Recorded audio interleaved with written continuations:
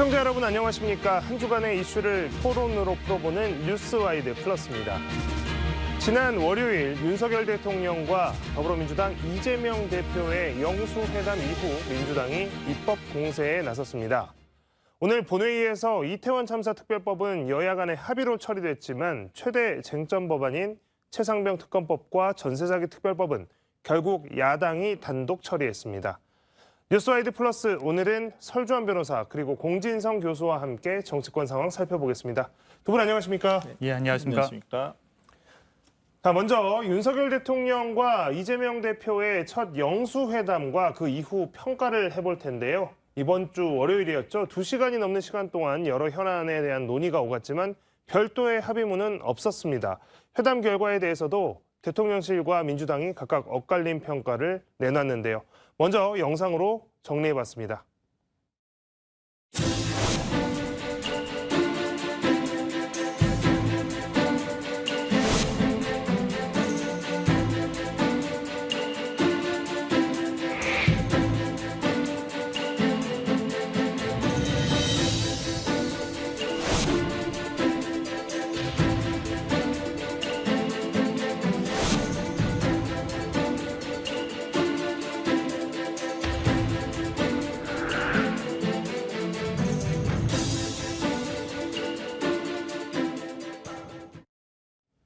자, 이번 영수회담 의제 논의 과정에서 무산 가능성까지 나왔다가 이재명 대표가 결국에 의제 없이 만나는데 동의하면서 성사가 됐습니다. 하지만 이재명 대표가 비공개 회담 전에 모두 발언 시간에 약 15분 정도 의제들을 쏟아냈습니다. 대통령실 또 여권에서는 처음부터 반칙을 한 거다 이런 평가도 나오고 있는데요. 대통령실은 전혀 예상을 또 못했을지도 궁금하고 또 여러 가지 생각이 드는 어떤 전략이었나라는 생각도 들고 그렇습니다. 교수님, 이 부분에 대해서는 좀 어떻게 보셨습니까?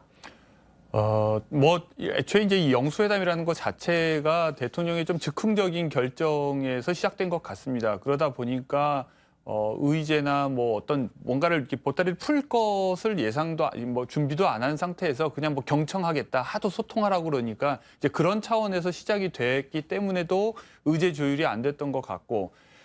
그래서도 이제 아마 그냥 형식적인 모두 발언만 좀 하고 그다음에 비공개로 뭐 이야기를 하려고 했었던 것 같은데 그런 식으로 이제 이미지 연출하는 데에 동원되기를 거부하는 이재명 대표가 이제 작심을 하고 갑자기 이제 주섬주섬 이제 종이를 꺼내 들고 준비한 얘기를 이제 하셨죠.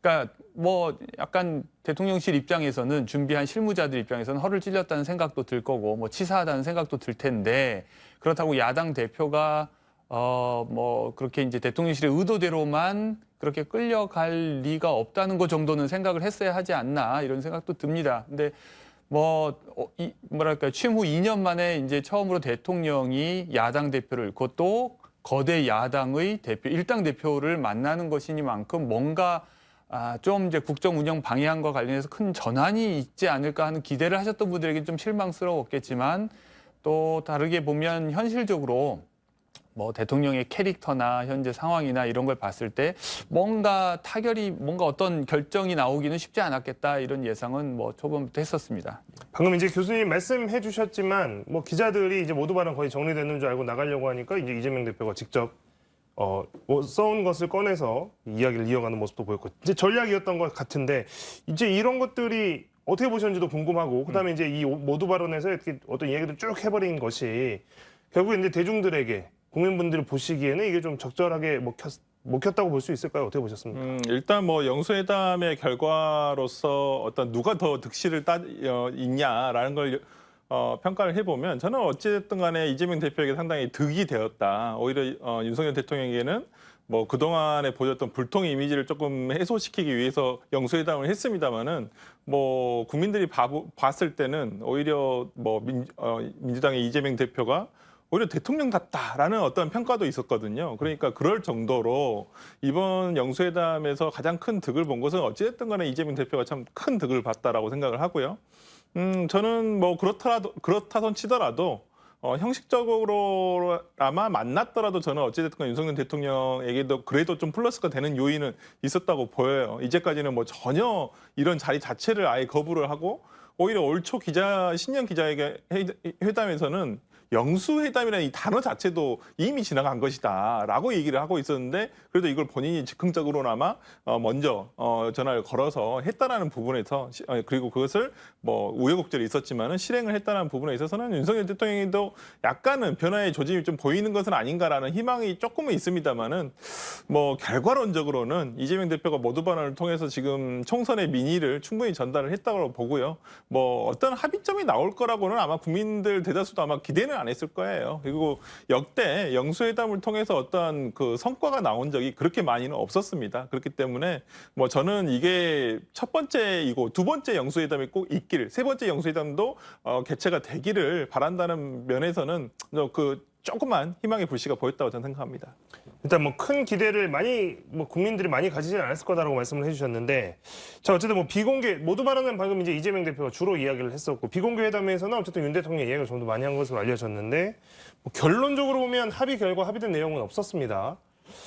이것도 어떻게 보면 예상 가능한 부분이었을까요? 어떻게 보셨습니까? 기대는 했었죠. 그러니까 뭐냐면 지금 대통령이 속한 정당이 이 여당이지만 일당이 아니고 소수 정당이지 않습니까? 그리고 이제 야당이 규모가 또 그냥 단순 과반이 아니라 상당히 또 양이 이제 규모도 크고 심지어 이번 총선을 통해서도 그 수의 차이가 오히려 벌어지면 벌어졌지 좁혀지지가 않았습니다. 그러니까 이런 현실을 정확하게 이해하면 국정을 원활하게 운영하기 위해서도 제1당인 야당 대표에게 뭔가 협조를 요청해야 마땅한데 사실 만나자고 하면 이제 그런 걸 요청하기 위해서 만나자고 했어야 되는데 그런 요청은커녕 뭐 어떤 얘기를 해도 왜 안 되는지를 구구절절 설명하면 그건 뭔가 이렇게 입장이 좀 바뀌어 있는 거잖아요. 그러니까 지금 야당이 소수 정당이고 그래서 이제 거대 여당을 향해서 뭔가를 해달라고 요청하는 것이 아니지 않습니까? 그러니까 이제 그런 건 안 된다고 하면서 이제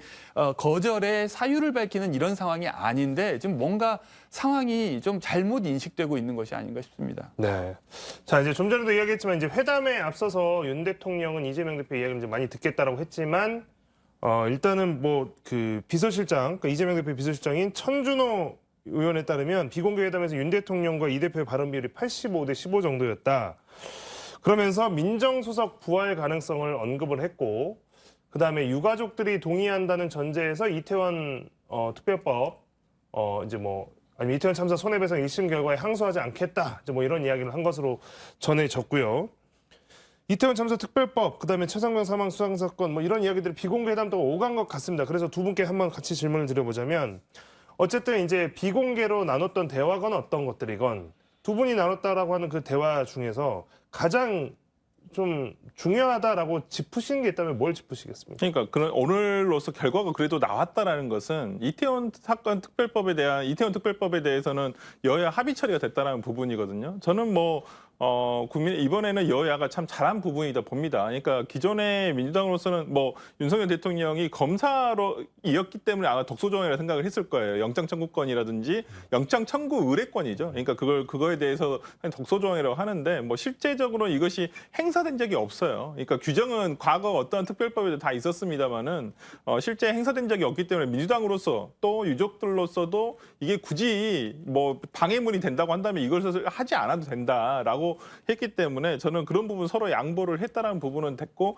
어찌 보면 오늘의 이태원 특별법이 여야 합의로 통과가 된 것은 그날 영수회담에서 어느 정도 조율이 됐다라고 저는 볼 수도 있을 것 같아요. 그렇다고 한다면 영수회담에서 뭐 아까 기대는 없었습니다만은 그래도 얻었던 것은 있다라고 볼 수가 있거든요. 저는 그런 부분에서는 여야가 협치를 시작했다라는 부분을 상당히 높이 평가를 하고 싶고요. 이 나머지 뭐 오늘 뭐 단독 처리가 됐습니다만은 최상병 특별법이라든지 전세자기 특별법 이 부분에 대해서는 좀 저는 윤석열 대통령과 그다음에 국민의힘이 조금 전향적으로 이건 고려를 해야 된다. 이건 어떤 진영에 대한 법이 아니에요. 기본적으로 최상병 특별법 같은 경우에는 한 순직한 군인에 대해서 진실을 밝혀보자는 거예요. 그리고 그 사건과 관련해서 누가 외압을 넣는지 이런 부분에 대해서는 오히려 보수 진영에서 이걸 더 밝혀야, 더 진실규명하기 위해서 노력을 해야 되는 법인데 여기에 대해서 계속 어떤 진영 논리로서 그냥 반대만을 하는 반대는 저는 통하지 않아야 된다고 보고요. 특히나 전세사기 특별법 같은 경우는 지금 이 순간에도 전세사기는 아직도 피해자가 발생하고 있습니다. 그렇기 때문에 또 전세사기의 어떤 대다수의 피해자들은 젊은 층이 굉장히 많아요. 그렇다고 한다면 이게 어떻게 진영 논리로 가눌 수 있는, 이거 재단할 수 있는 법은 아니라고 보여요. 그런 면에서라면 저는 윤석열 대통령과 그다음에 국민의힘이 단순히 이걸 그냥 반대만을 위한 반대를 할 게 아니라 좀 전향적으로 이것을 수용하는 쪽으로 저는 고려를 해야 한다고 봅니다. 교수님께서는 회담 내용 중에 어떤 것 좀 눈여겨보셨습니까? 글쎄요, 뭐 내용이야 뭐 잘 모르겠고 그냥 대통령이 경청하시겠다고 하면서 이제 야당 대표를 만나자고 했는데 정작 경청보다는 설명을 많이 하셨다는 게 오히려 눈에 띄었고, 그러니까 역대 대통령들 다 비슷한 것 같은데요. 억울함이 좀 많으신 것 같습니다. 다들. 그러니까 꼭 윤석열 대통령뿐만 아니라 항상 언론이 본인의 의도를 왜곡해서 이상하게 보도한다고 하는 억울함도 있는 것 같고, 그래서 이제 과거 민주당 계열 정부에서도 언제나 이제 청와대를 더 적극적으로 이제 그 언론 홍보 기능을 더 강화하는 방향으로 하려는 노력들을 많이 했고, 또 기자들과의 트러블도 늘 있었거든요. 그러니까 이제 그런 약간 좀 묵혀 있는 그런 억울함을 토로하면서 뭔가 이제 본인만의 이제 논리를 이제 설득하려고 좀 노력을 하셨던 것 같은데, 이제 좀 방금 이제 설 변호사님이 얘기하신 부분과 관련해서, 그러니까 이태원 참사 특별법과 관련해서 이번에 이제 여야가 조금씩 양보를 해서 이제 합의를 했단 말이에요. 그러니까 이것을 이제 앞으로 뭔가 우리가 이제 기대하기를 어떤 이제 협력의 이제 첫 단계 정도로 이제 좀 기대를 한다면 다른 것들도 조금씩만 이제 조정을 하면 합의할 수 있는 것이라고 볼 수도 있지만, 또 다르게 얘기하면 이런 것은 이렇게 양보도 가능한데도 안 되는 게 있다는 것은 거기 뭔가 결정적인 이익이 걸려 있는 것일 수도 있다. 그러니까 이제 전세 사기 관련된 특별법에 뭐 그런 게 있을까 싶긴 한데, 이건 또 이제 그 어떤 경제 운용과 관련한 시각차가 이제 뚜렷하게 있는 경우도 있겠고, 특히 이 최수근 상병의 죽음과 관련된 이 특검 법안은 그러니까 이제 뭔가 계속해서 타협이 안 되고, 말씀하신 것처럼 이제 보수 진영에서 오히려 더 진상규명을 철저히 하자고 요구해도 모자랄 판에 뭔가 이걸 자꾸 미적거리는 걸 보면 뭔가 수상한 게 있는 것이 아니냐 하는 의혹이 더 생기지 않습니까? 그런 의미에서 이제 이 법안이 뭔가 지금 이제 용산으로서는 받아들일 수 없는 그런 성격이 포함된 것이 아니냐 하는 의심이 계속 생길 수밖에 없는 것이죠. 네. 영수회담에서 이제 전체 내용이 공개되지는 않았지만 일부 이제 회담이 끝나고 나서 공개된 내용들을 보면 그래도 어떻게 보면 대통령이나 이 대표가 공감한 내용이 있어서 눈길을 끈 것이 바로 이제 의료개혁과 관련된 문제입니다. 의대 증원과 관련된 문제인데요. 뭐 이거는 대통령실이나 민주당 쪽에서나 다 회담 이후에 두 사람 간의 공감대가 있었다라는 식의 표현을 했습니다. 그리고 지금 대한의사협회장은 강성으로 분류되는 임현택 신임 협회장이 취임을 했죠. 자, 이런 가운데 의정 갈등 또 의료 대란 해소를 위해서 앞으로 이 여야가 극적으로 좀 뭔가를 좀 손을 잡고 연대해서 뭔가를 좀 해나갈 수 있는 가능성을 찾아볼 수 있을까요? 어떻게 보셨습니까? 그러니까 이 의대 정원 문제, 증원 문제는 솔직히 야권에서 이거 할 수 있는 게 없어요. 권한 자체가. 예를 들어서 입법으로 이것을 할 수 있는 부분도 아니고 이건 정부에서 정책적으로 하면 되는 부분이거든요. 근데 지금 이 문제가 계속 지금 지속적으로 이렇게 지난한 과정을 겪고 있는 것은 어찌 보면 윤석열 대통령 정부의 저는 어떠한 능력이 떨어진다. 이걸 추진해가는 과정에서 조금 치밀하게. 그러니까 이게 지금 나온 게 어제 오늘 문제는 아니잖아요. 굉장히 뭐 지난 정부에서도 한번 시도를 하려다가 실패를 했었었고, 그렇다고 하면 왜 실패했는지에 대한 문제점도 다 나왔을 거 아니에요. 근데 이것을 윤석열 대통령이 어찌 보면 집권 초기에 가장 힘이 그래도 있을 때 이것을 추진하려고 했던 것이거든요. 근데 이것도 그냥 어제 오늘 나온 얘기가 아니에요. 정말 수개월, 6개월 전부터 최소한 나왔던 문제인데 이걸 그냥 밀어붙이기 식으로 하려고 하다 보니 예를 들어서 지금 전공의들이 파업을 하게 되고 이런 뭐 의대 다니는 학생들이 또 휴강 사태로 벌어지면서 계속 지체되고 있거든요. 그러니까 저는 오히려 지금 의협이라든지 전공의 협의라든지, 그러니까 의료계 쪽에서 협의 대상이 너무 많은 거예요. 그러니까 이것을 전부 다 한 자리로 다 끌어모아서 정부에서 이걸 끌고 가야 돼요.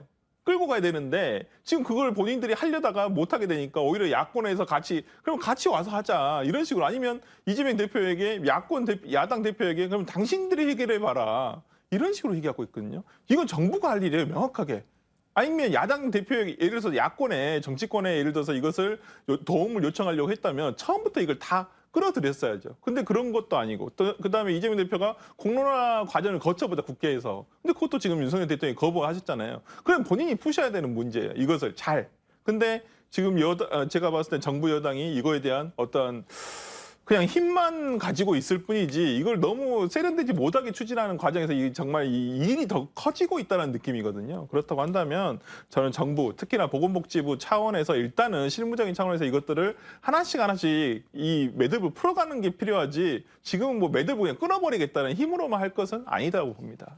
그런데 이제 그 거대 야당, 특히나 이제 총선을 크게 승리한 이재명 대표가 이제 민주당이 갖고 있는 의료개혁에 대한 어떤 그 오랫동안 해왔던 연구나 이전에 추진해왔던 이런 것들이 있으니 이런 것들을 갖고 정부와 비슷한 점에 있어서 힘을 실어준다면 어떻게 보면 정부 입장에서는 그런 부분 또 이렇게 받아서 또 추진의 동력을 얻을 수도 있을 것 같은데 그 가능성에 대해서 어떻게 생각하십니까? 일단 이제 방향에 대해서는 동의를 표시를 했죠. 그러니까 문재인 정권에서도 의대 정원에 대해서는 기본적으로 인식을 같이 했고 다만 이제 그 실행 방법을 해마다 조금씩 늘리는 이제 점진적으로 늘려가는 방향으로 이제 계획을 짰던 것인데 근데 사실 이제 윤석열 정부 입장에서는 또 변명할 거는 있습니다. 그러니까 그때 진작에 그렇게 점진적으로 실행을 했으면 지금 갑자기 2,000명 늘릴 필요가 없었는데 그때 안 하다 보니까 이제 너무 늦어서 이제는 그렇게밖에 긴급한 방법밖에는 쓸 방법이 없다. 이제 이렇게 이제 나오고 있는 것이죠.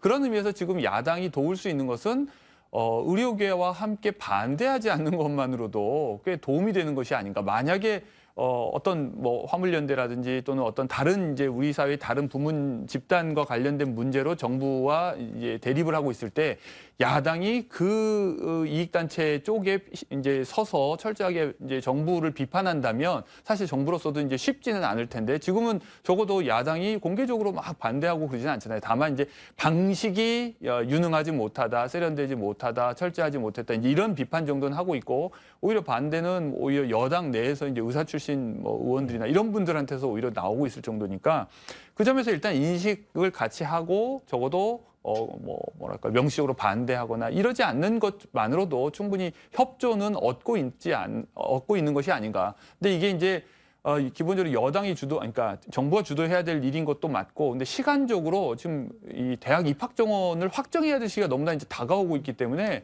이제 와서는 진짜 그대로 가거나 아니면 완전 백지화하는 건데 정부로서는 특히 대통령으로서는 지금 임기 2년 지났고 이제 앞으로 3년 남았지만 이 3년 동안 여서해야 될 상황에서 뭔가 업적을 남기기가 쉽지 않을 텐데 지금 이 욕을 먹어가면서 이 추진해왔던 이것마저 원점으로 되돌린다면 남길 게 하나도 없을 거라고 하는 불안감이 있을지도 모릅니다. 그런 의미에서도 강행하지 않을까 싶습니다. 그러니까 저는 이번에 이 정원 관련해가지고 엊그저께 법원에서 정부에 지금 그걸 제출하라고 했거든요. 왜 2,000명이냐? 그러니까 항상 의문이었어요. 이게 왜 2,000명이냐. 그러면 여기에 대한 정확한 어떤 데이터라든지 자료를 제시해봐라라고 있어요. 지금 이 가처분 증언과 관련한 가처분 사건이 있는데 지금 법원에서 지금 정부에 이것을 요구를 했기 때문에 저는 이것이 제출되게 된다면 아마 그 자료가 공개가 될 거예요. 그렇다고 한다면 정부에서 제출된 자료를 보고 이게 2,000명이 합당하구나. 그러니까 그건 국민들이라든지 아니면 법원에서 판단을 할 수 있을 거라고 보여요. 상식적으로. 저는 그런 부분에서 정부가 그러면 이제까지 2,000명이라는 기준을 내세웠던 어떤 철저하게 준비를 해왔다는 데이터가 무엇인지에 대해서도 한번 확인해 볼 계기가 되지 않을까라는 생각을 해봅니다. 네. 자, 총선 이후에 그러니까 더 정확하게 말하면 여당의 패배 이후에 대통령실의 몇 가지 변화, 이전과 다른 변화가 있었죠. 그 하나가 방금 저희가 이야기해왔던 영수회담을 열었다는 것이고 그 다음에 또 하나는 윤석열 대통령이 기자회견, 취임 2주년 기자회견을 하겠다라고 예고를 한 것입니다. 그러니까 기자들과의 소통도 강화하겠다는 모습을 어쨌든 보인 것이고요. 그리고 또 하나가 대통령실의 조직 개편 문제입니다. 총선 참패 이후에 이제 인사교체나 뭐 조직 개편 이런 이야기도 쭉 흘러나왔는데 대통령실 조직 개편 이야기가 지금 실제로 나오고 있습니다. 그래서 그 내용들을 보면 기본적으로 민정수석실을 부활한다라고 하는 게 가장 먼저 보입니다. 민정수석실의 부활, 뭐 법률수석실 뭐 이런 표현이 있지만 사실상 민정수석실 기능을 부활한다는 것은 명확해 보이고 그다음에 1, 2 비서관실을 정무비서관실로 통합하는 안도 이야기되고 있습니다. 하지만 설치 요구가 많았던 그 영부인과 관련된 제2부속실은 빠져 있는 것으로 또 알려져 있는데요.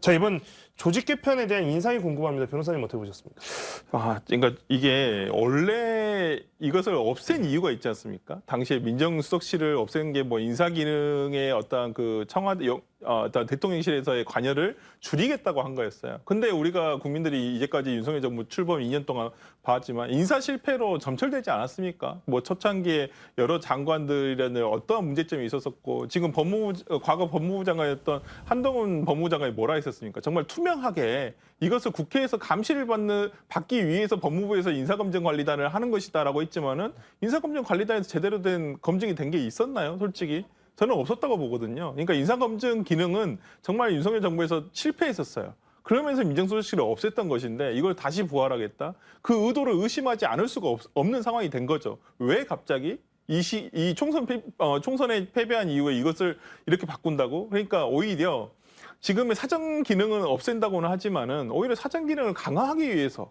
오히려 검찰이라든지 지금 사정기관들을 자신들의 어떤 뜻에 반하지 못하도록 하기 위해서 하는 것은 아닌가라는 의심이 들 수밖에 없는 상황이에요. 지금 상황이. 그렇기 때문에 저는 뭐 민정수석실이 부활한다는 그 자체는 저는 찬성합니다. 원래는 있었어야 돼요.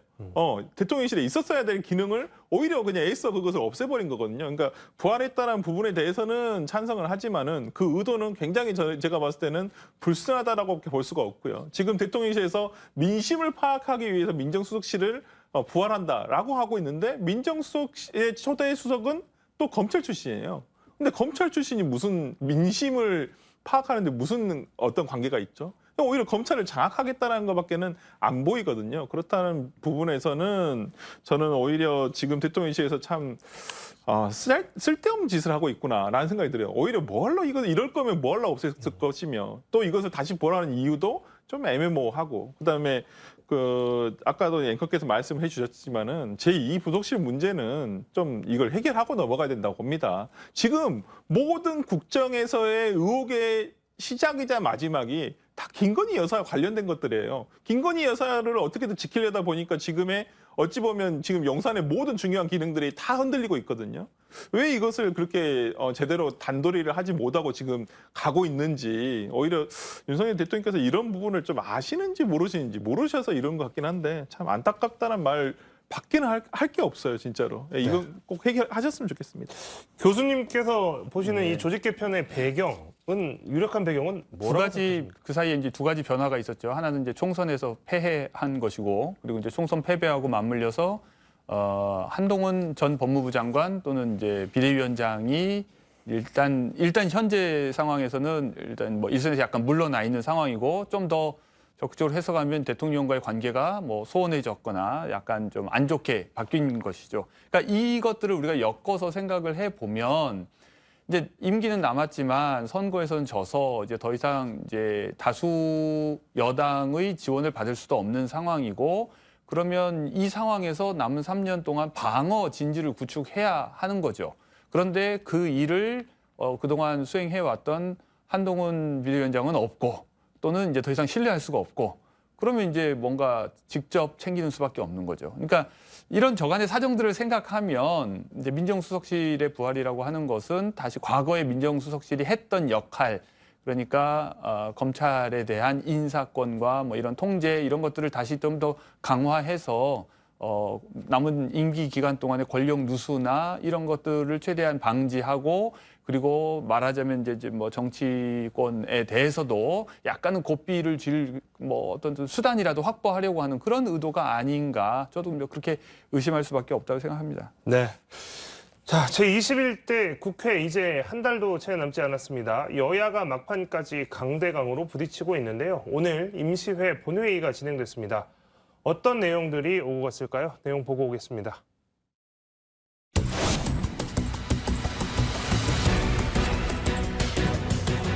최초로 발의됐던 내용에 비하면 적지 않은 부분이 변경되었지만 유가족과 피해자의 눈물을 닦아드리는 데는 여야가 따로 있을 수 없다는 것을 제21대 국회가 국민 여러분께 보여드리게 되어서 참 다행스럽게 생각합니다.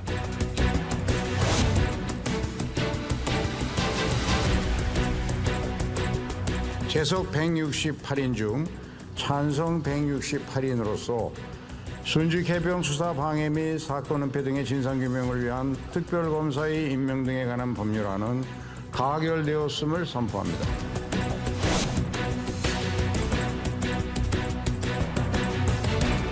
제2병 특검법을 반대해서 이 자리를 지금 비우고 있는 국민의힘 그리고 윤석열 정부에 대해서도 한 말씀 좀 드리겠습니다. 총선 민심을 똑바로 새기길 부탁드리겠습니다.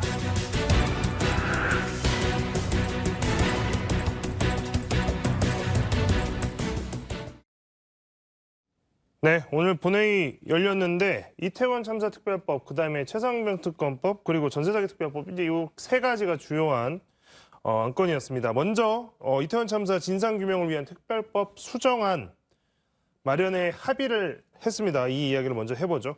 본회의를 여야가 합의해서 통과를 했습니다. 피해 유족들이 일정 부분 좀 양보를 한 것도 있고 여당과 야당이 각자 조금씩 양보를 한 것도 있습니다. 그래서 수정안이 마련이 됐었죠.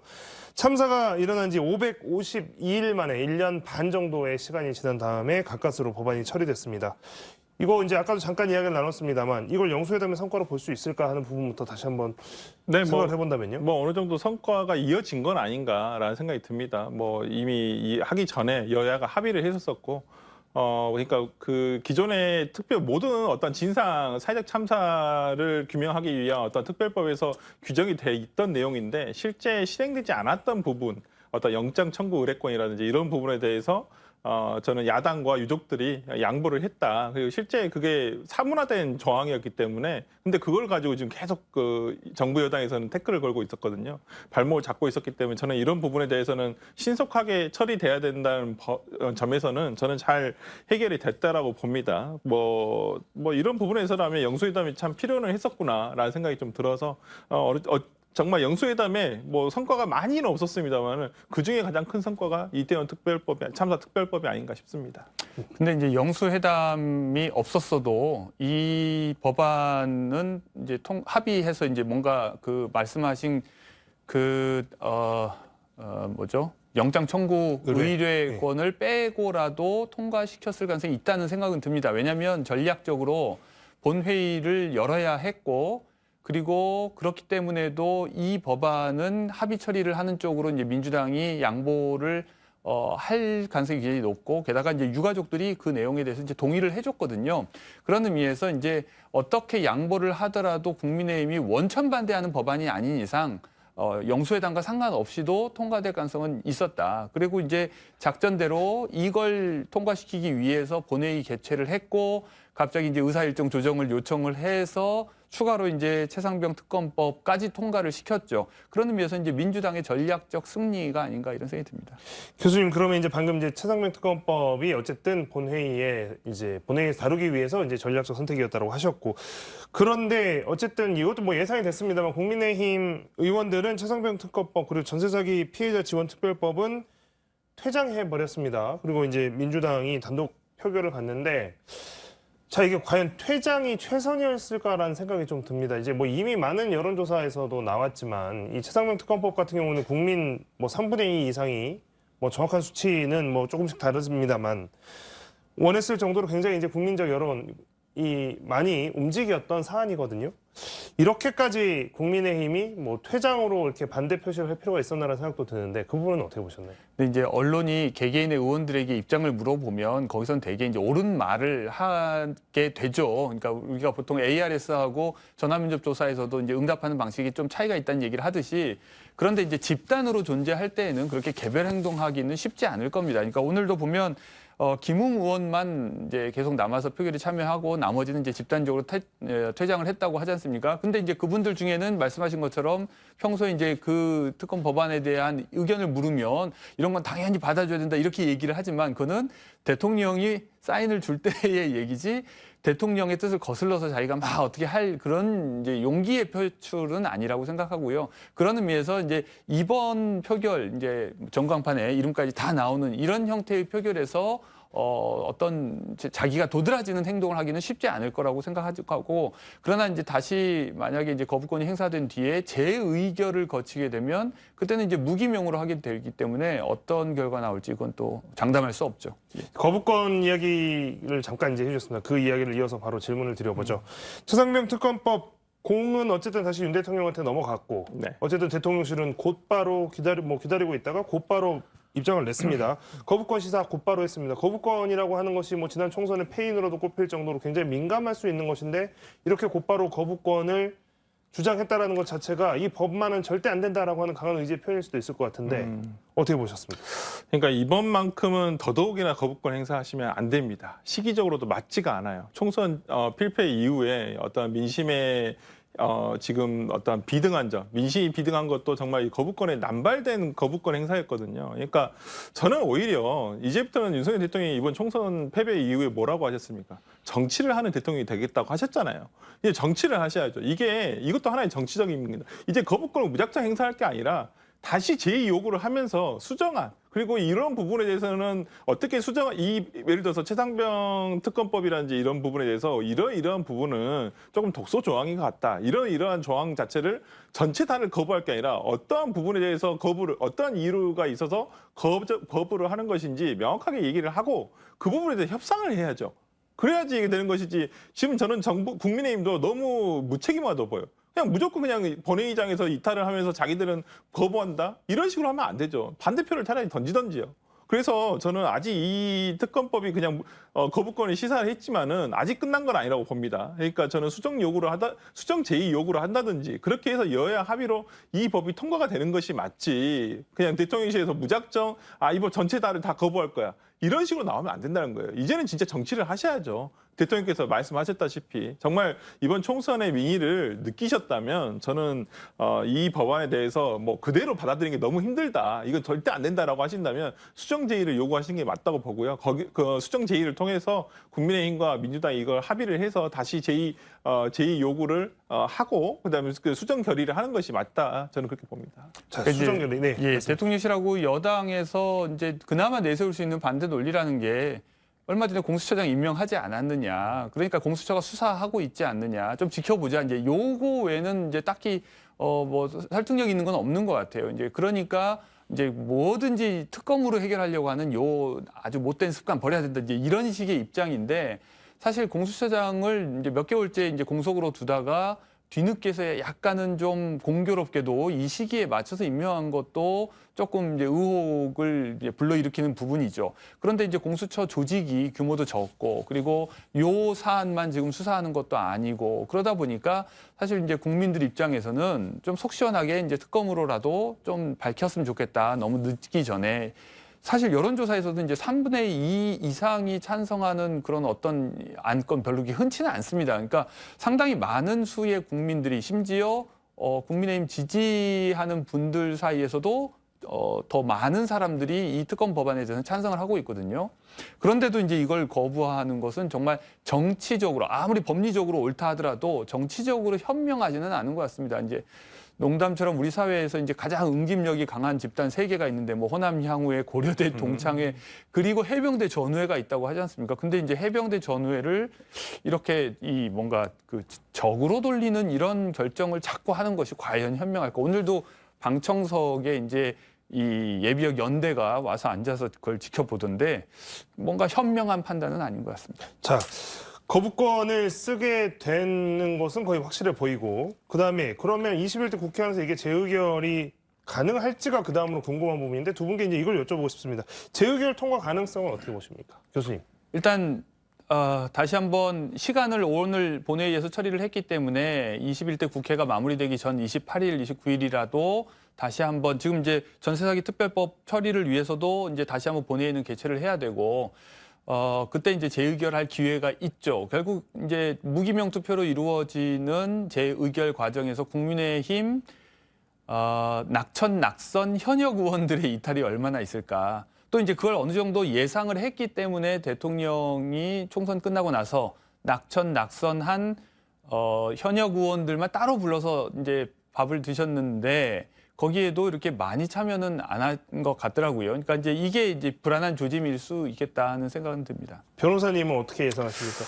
이거 통과되기 쉽지 않아요. 특히나 거의 임기 마지막 날에 이게 가능한 건데 참석을 할지 또 물론 불참해버리면 오히려 민주당에 더 유리합니다. 이게 통과될 가능성이 높아요. 일단 그 숫자 자체가 줄어들기 때문에. 그렇기 때문에 저는 그런 부분에서라면 뭐 어느 정도 저는 오히려 불참함으로써 본인의 의사를 동의한다는 의사를 표현할 수도 있거든요. 지금의 국민의힘 뭐 낙선한 의원들 사이에서도 내가 불참함으로써 나는 동의한다라고 표현을 할 수도 있기 때문에 저는 그런 부분에서라면 쉽지는 않겠지만 그래도 저는 통과 가능성이 어느 정도 과거에 어떤 요구된 어떤 법보다는 오히려 이 최상면 특검법 같은 경우는 상당히 저는 높지 않을까. 그나마 저는 그렇게 희망을 걸어봅니다. 네.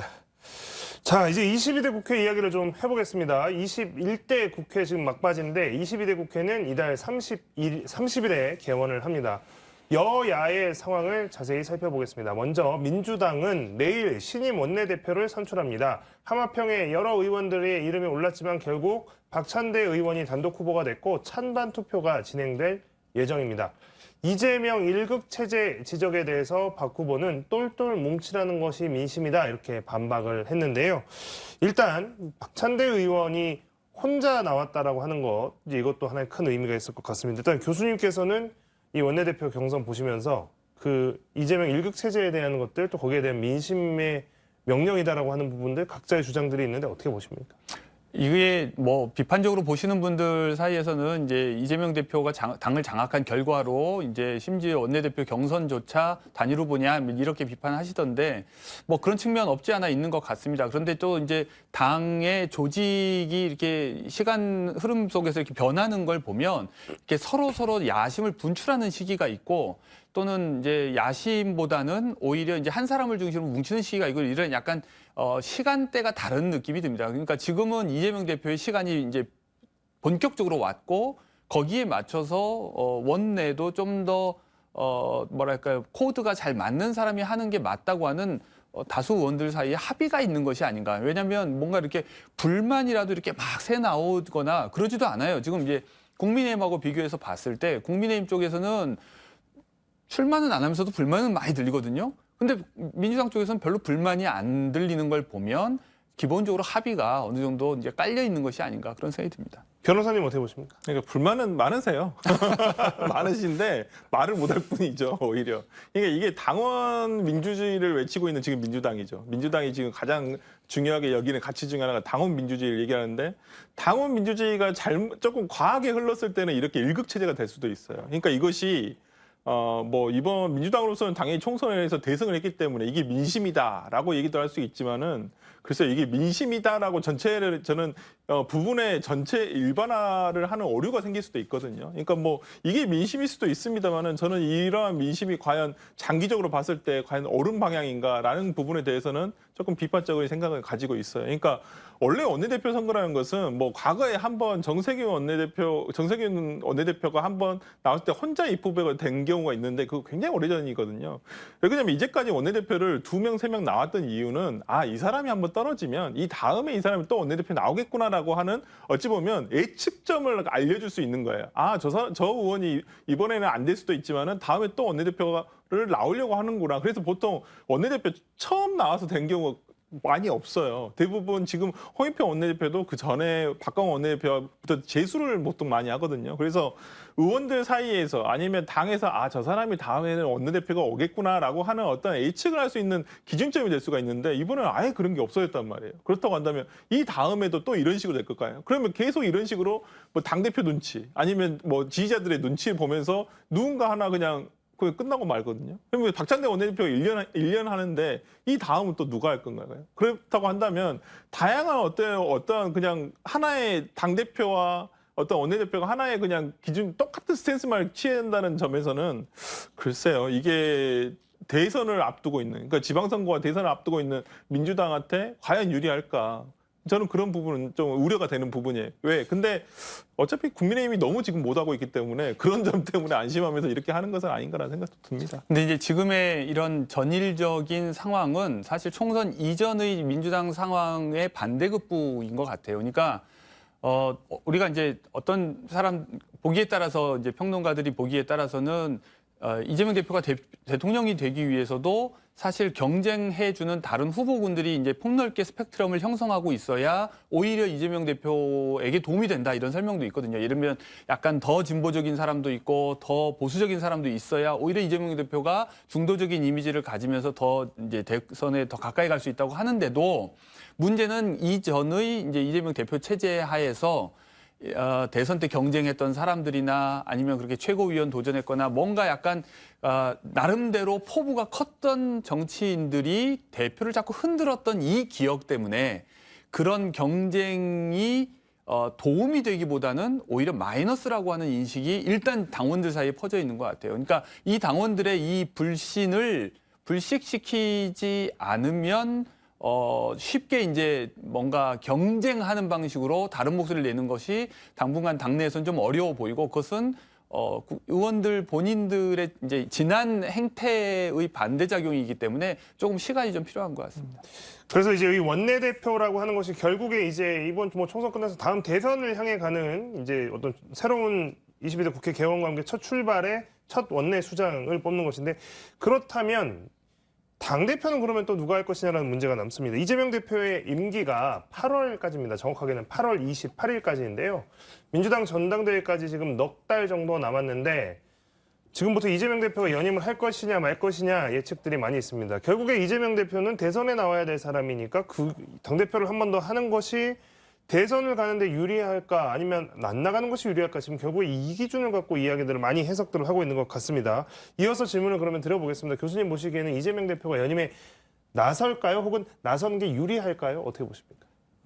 나설지 안 나설지는 전 잘 모르겠습니다. 열려있는 문제 같고 아직은 반반인 것 같은데 나서는 것이 본인에게 특별히 더 유리하지는 않을 것 같다. 뒤집어서 얘기하면 당대표 연임을 하지 않아도 대선 후보가 되는 데에 전혀 장애는 없을 것 같다. 그러니까 누가 다른 사람이 대표가 된다고 해서 뭐 이재명 대표가 아닌 다른 사람을 뭐 대선 후보로 민다거나 이런 일은 일어날 것 같지 않거든요. 그리고 그걸 당원들이 지금 뭐 내버려 둘 것 같은 상황도 아니고요.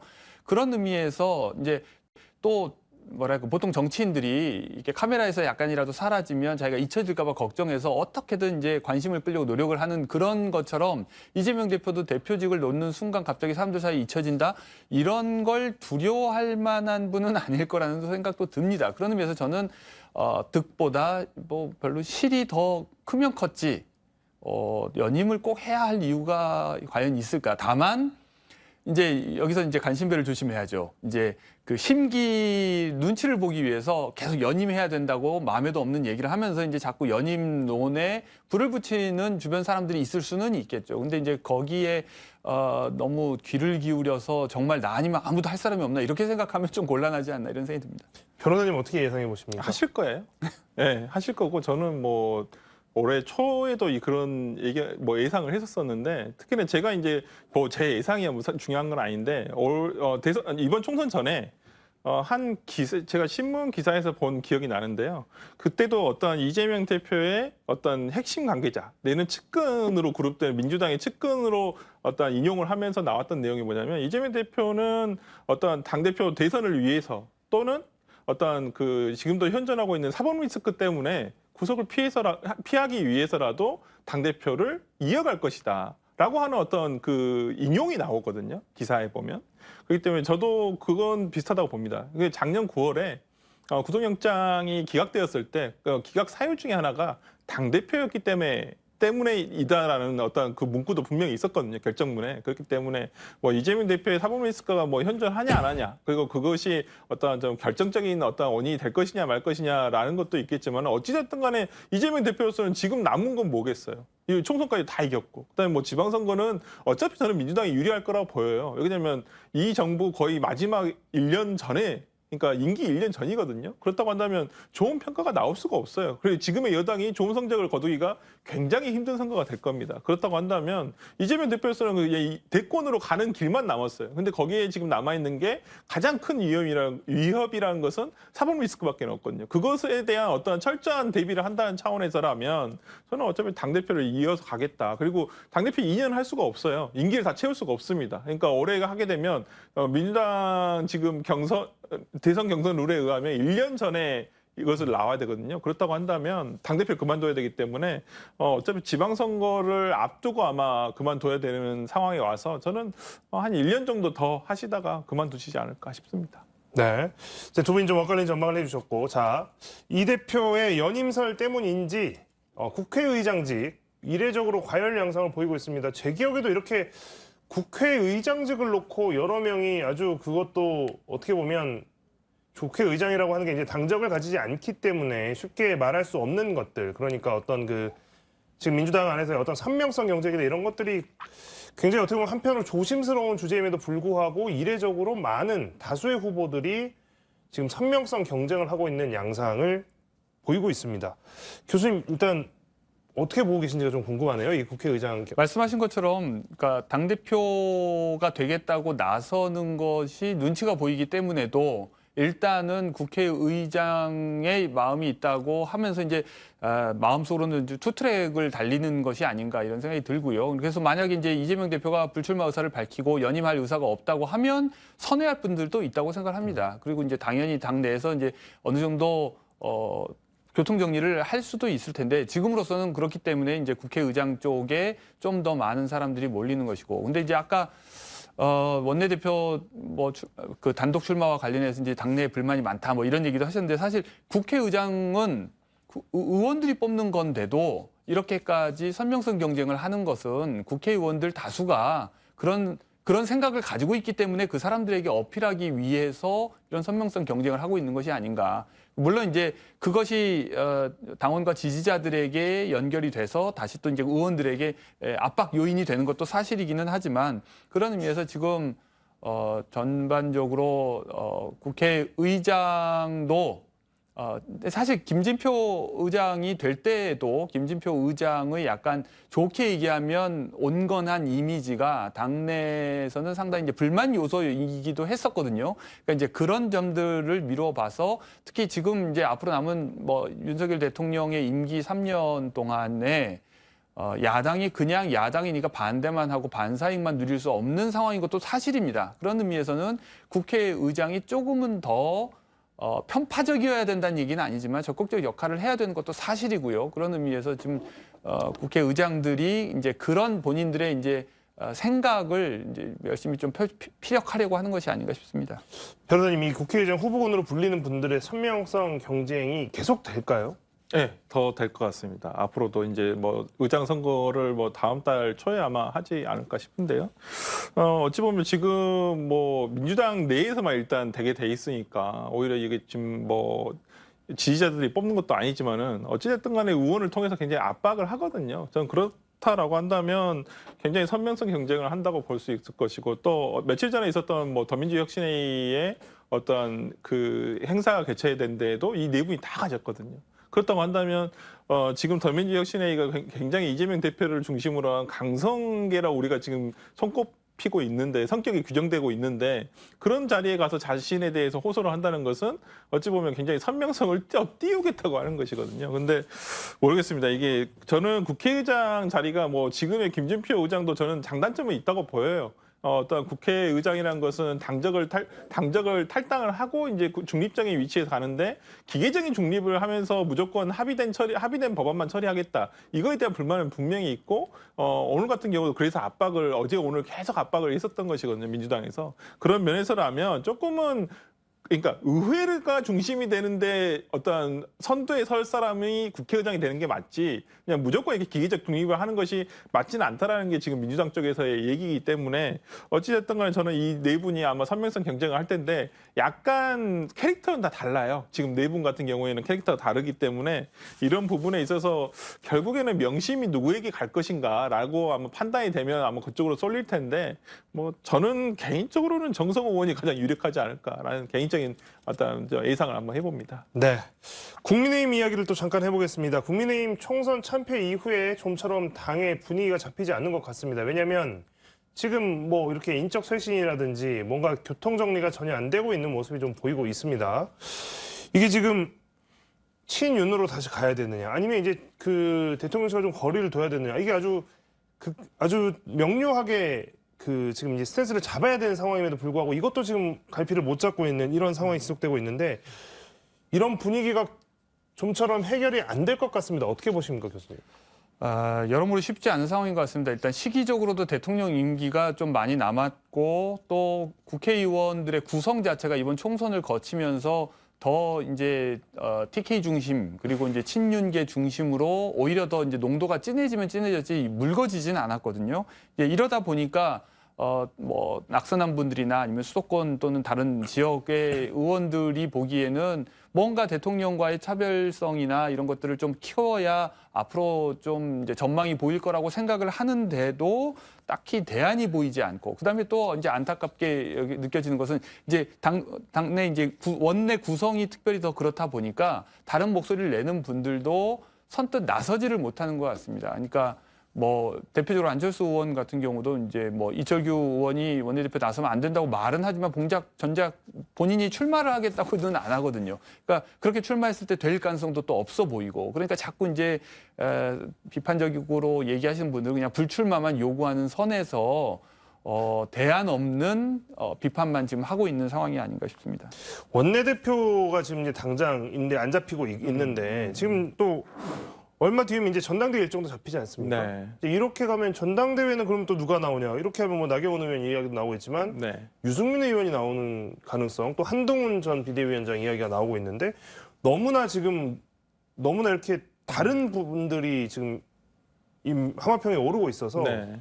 이게 갈피를 잡기가 쉽지 않습니다. 그러니까 국민의힘도 지금 아마 앵커께서 말씀하신 대로 갈팡질팡할 거예요. 왜 그러냐면 지금 국민의힘을 강력하게 지지하고 있는 분들은 더 중도 확장보다는 야, 우리가 우리 걸 지켜야지, 왜 보수적이지 않아, 약간 이런 그 지지자들이 굉장히 많거든요. 그래서 지금 오히려 윤석열 윤 대통령에 대한 어떤 지지율이 최근 들어서 더 떨어졌던 이유가, 그러니까 보수 지역에서 더 떨어졌던, TK, PK에 더 떨어졌던 게, 아니 너희들 할 거면 제대로 해라, 왜 보수도 아니고 뭣도 아니고 이도저도 아닌 어떤 방향으로 가려고 하느냐에 대한 반발이거든요. 저는 그런 부분에서라면 국민의힘이 더욱더 앞으로의 어떤 선거들, 지방선거, 대선에서 상당히 어려워질 수 있다라고 하는 건데, 그래도 수도권을 중심으로 한 어떤 당선자들 입장에서는 국민의힘이 중도층을 확장을 해야 된다. 왜냐하면 지금 상황으로 계속 가게 된다면 국민의힘은 영원히 일당이 될 수가 없어요. 왜냐하면 수도권 자체를 이미 포기하고 가버리는데, 수도권에서 의석수의 절반 이상이 있는데, 그러니까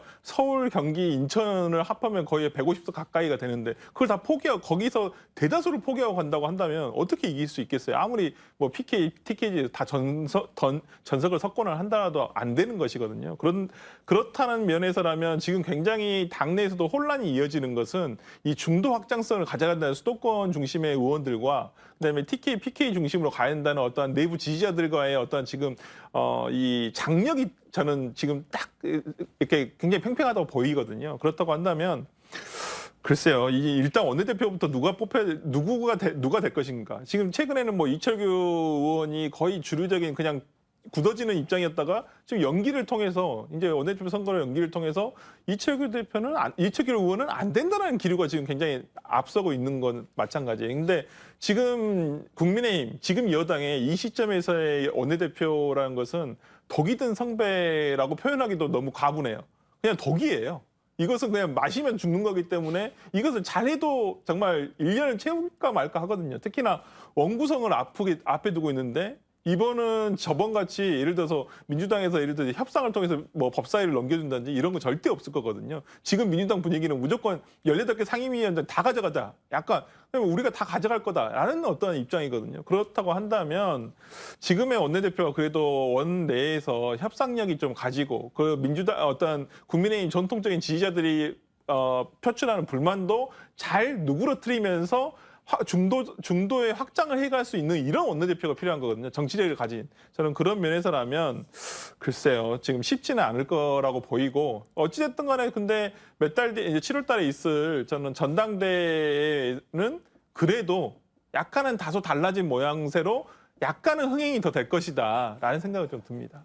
그건 이제 여러 후보가 출마했을 때의 얘기죠. 네, 저는 그러니까 제일 첫 번째 전당대회와 관련한 것은 첫 번째로 우리가 관심이 가는 것은 일단 한동훈 비대위원장이 출마할 것이냐 말 것이냐. 그 다음에 뭐 나경원, 안철수 대표도 요즘 안 나온다 불출마했다가 다시 좀 선회하고 있는데 저는 어찌됐든 지금 국민의힘의 전당대회가 조금 더 흥행하지 않을까라는 생각합니다. 네. 자, 오늘 토론은 여기까지 하도록 하겠습니다. 영수회담이 있었던 대통령실에서 전장은 여의도 국회로 옮겨졌습니다. 영수회담 이후 여야가 이태원 특별법에는 극적 합의를 이뤄냈지만 최상병 특검법으로 인한 전국 갈등은 극에 달할 것으로 보입니다. 앞으로의 정치 상황 함께 지켜보도록 하겠습니다. 시청해주신 여러분 고맙습니다. 두 분 수고하셨습니다.